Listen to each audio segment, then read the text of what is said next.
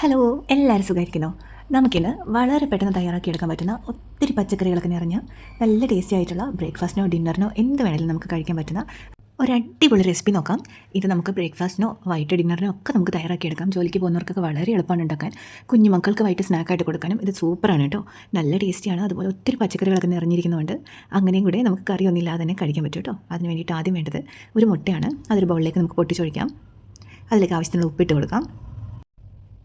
ഇനി നമുക്കിതിലേക്ക് എരിവിനായിട്ട് ഒരല്പം ചില്ലി ഫ്ലേക്സ് ചേർത്ത് കൊടുക്കാം. അത് ഓരോരുത്തരുടെ എരിവിനനുസരിച്ച് ചേർക്കുക. ഞാനിവിടെ 1 ടീസ്പൂൺ മുഴുവൻ ചേർത്തിട്ടുണ്ട്. ഇതിന് കൂടുതൽ കുരുമുളക് പൊടിയും ചേർക്കാം കേട്ടോ.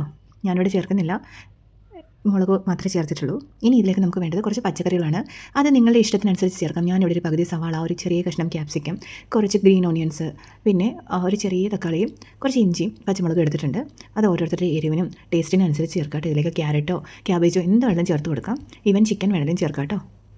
ഇതെല്ലാം കൂടി ചേർത്ത് കൊടുത്തിട്ട് ഇനി ഇതിലേക്ക് നമുക്ക് കുറച്ച് പാലൊഴിച്ച് കൊടുക്കണം. ഞാനിവിടെ ഒരു 1/3 കപ്പ് പാലൊഴിച്ച് കൊടുക്കുന്നുണ്ട്.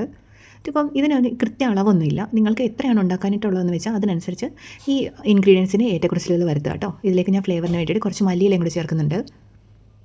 മല്ലിയില ഇല്ലാത്തവർക്ക് കറിവേപ്പില ചേർക്കാം കേട്ടോ. രണ്ടിനും നല്ല ടേസ്റ്റാണ്. ഇനി ഞാൻ ഇതിലേക്ക് ചേർക്കുന്നത് മൈദയാണ്. മൈദയ്ക്ക് പകരമായിട്ട് നിങ്ങൾക്ക് റാഗിയോ അല്ലെങ്കിൽ ഗോതമ്പ് പൊടിയോ എന്ത് വേണമെങ്കിലും ചേർക്കാം. റാഗി പൊടിയാണ് കേട്ടോ. ഇത് ഏത് വെള്ളം ചേർത്ത് കൊടുക്കാം കേട്ടോ. ഏതാണെങ്കിലും നല്ല രുചി തന്നെയാണ്. ഇനി ഇതെല്ലാം കൂടെ നന്നായിട്ടൊന്ന് മിക്സ് ചെയ്യുക. ഇനി ഇതിലേക്ക് നിങ്ങൾക്ക് വേണമെങ്കിൽ ഞാൻ പറഞ്ഞല്ലോ കുരുമുളക് പൊടി ചേർക്കാം, നമ്മുടെ ഇറ്റാലിയൻ സീസണിങ് ചേർത്ത് കൊടുക്കാം. അങ്ങനെ ഏത് വെള്ളം ചേർത്ത് കൊടുക്കാം. ഓരോന്ന് ചേർക്കുമ്പോൾ ഓരോ ഫ്ലേവറേ ഉള്ളൂ. ഇനി ഇതിലേക്ക് കുറച്ചുകൂടെ വെള്ളം കൂടെ ഒഴിച്ചിട്ട് നന്നായിട്ടൊന്ന് മിക്സ് ചെയ്തെടുക്കുക.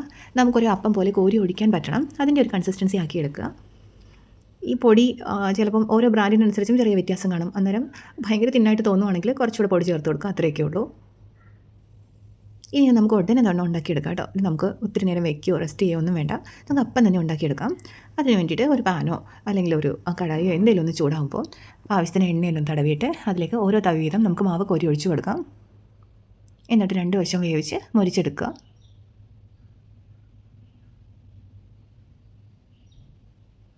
ഈ എണ്ണയോ നെയ്യോ നമുക്ക് തൂവാം കേട്ടോ. അത് ഓരോരുത്തരുടെ ഇഷ്ടമാണ്. ഞാനിവിടെ എണ്ണയാണ് തടവി കൊടുത്തിരിക്കുന്നത്.